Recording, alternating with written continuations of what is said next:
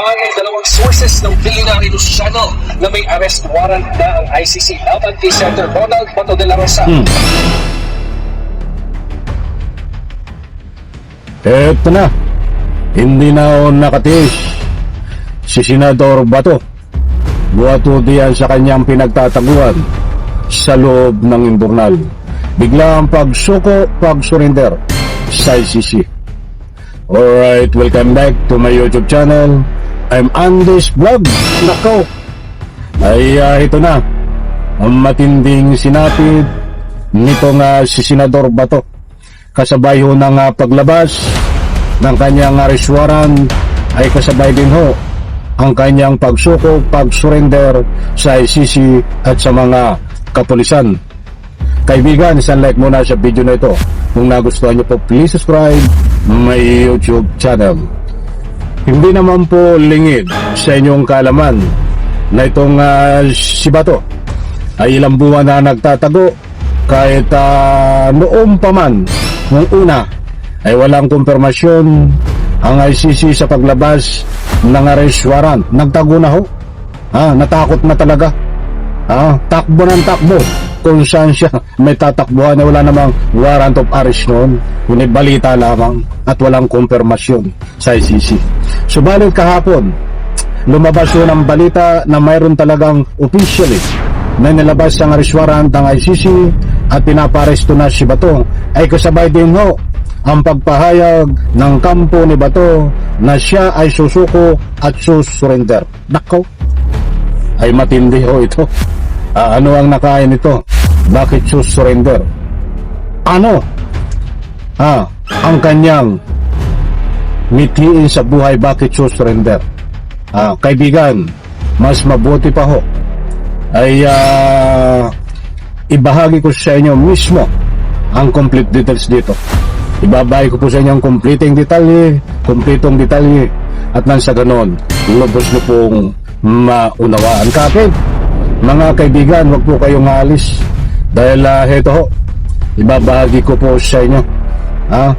At talagang marami ho ang nag-aabang ho dito dahil ito po ang mainit na usapin ngayon. Mga kaibigan, na po ang buong katotohanan dito. Ito po, buhat sa Billionaire News. Pakinggan po natin. Ito muna ang ibabahagi ko po sa inyo tungkol sa kanyang arrest warrant at sa bandang gitna ay ang katibayan na siya po ay susuko at susurrender. Ito po. Kinumpirma ng dalawang sources ng Billionaire News Channel na may arrest warrant na ang ICC laban kay Senator Ronald Bato de la Rosa. Sinubukan naming hingin ang panig ng palasyo at PNP CIDG pero hindi nila itinanggi o kinumpirma ang impormasyon. Sa panig naman ni Chair Secretary John Vic Remulla, all hearsay lang ito. Wala pa raw nakakarating na papel sa DILG. Pero kung may ilabas na arrest warrant para sa senador, gagalaw naman daw sila alinsunod sa mandato. Nang matanong kung may nakikitang challenges sa ahensya sa pag-enforce ng warrant, hindi na raw nila problema ang anumang oposisyon sa mga kaalyado ni De La Rosa. Sa huli, batas daw ang mananaig.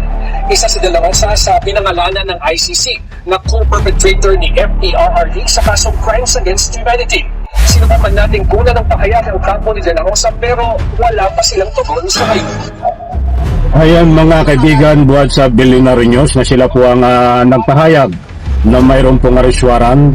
Itong si Bato na officially na isisilbi kay Bato at ang Interpol ay nasa Pilipinas ayon po sa balita. Bago po tayo magbigay dito ng anumang public opinion, kasabay po niyan ay lumabas po itong pag-surrender ni Bato. Ano po ang buong katotohanan dito?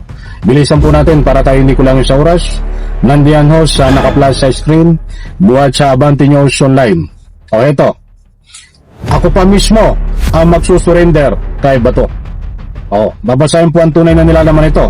Ito ang inihayag ni Senador Robin Padilla sa isang interview kaugnay na umano'y arrest warrant ng International Criminal Court ICC laban kay Senador Bato de la Rosa.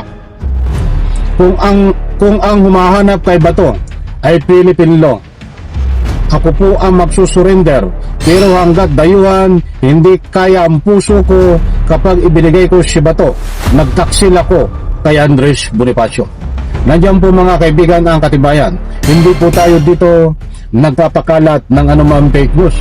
Datapwat sa puntong ito, nasabi po natin na itong si Bato ay biglang susurrender at ito po ay susuko ni Robin Padilla. Anak ng katakot-takot, lukuhin mo ang sarili mo, Robin Padilla, ha?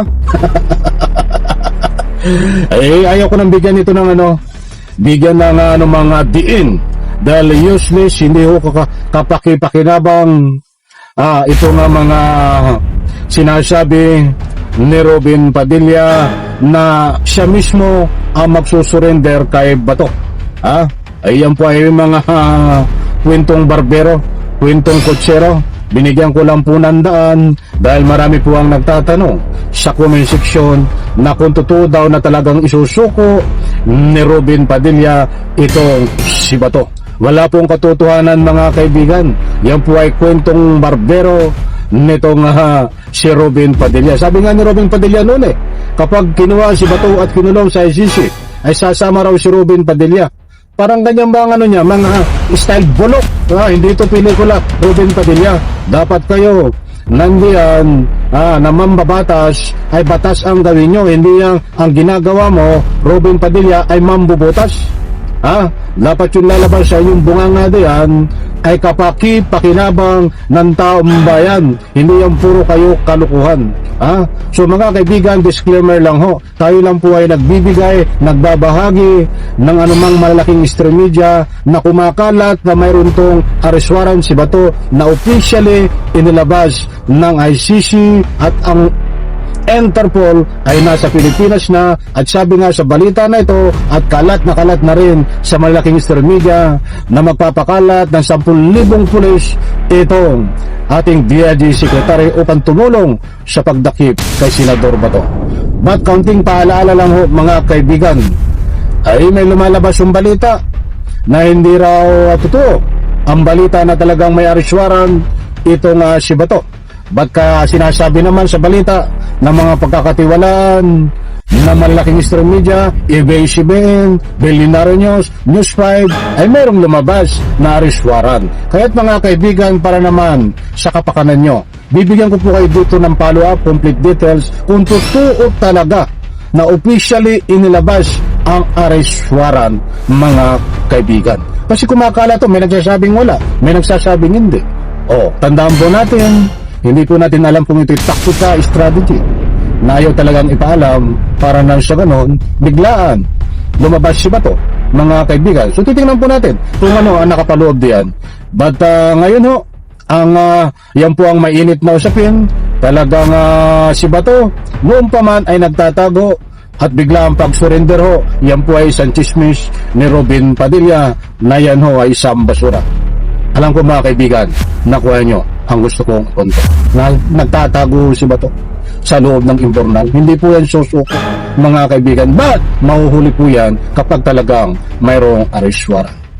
Isang like, isang share sa video na ito. Salamat po.